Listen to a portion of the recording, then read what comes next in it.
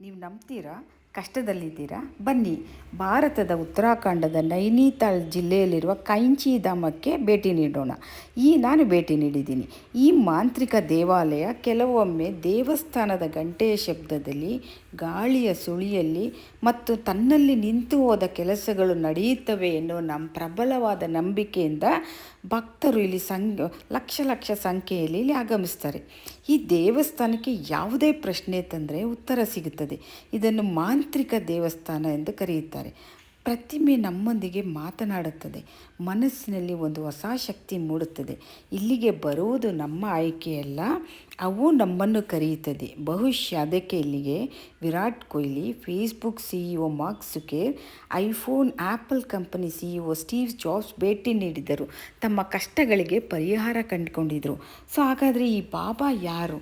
ಬಾಬಾ ಹನುಮಾನ್ ಪರಮ ಭಕ್ತರು. ಅವರೊಟ್ಟಿಗೆ ಮಾತನಾಡುತ್ತಾ ಇದ್ದವರು.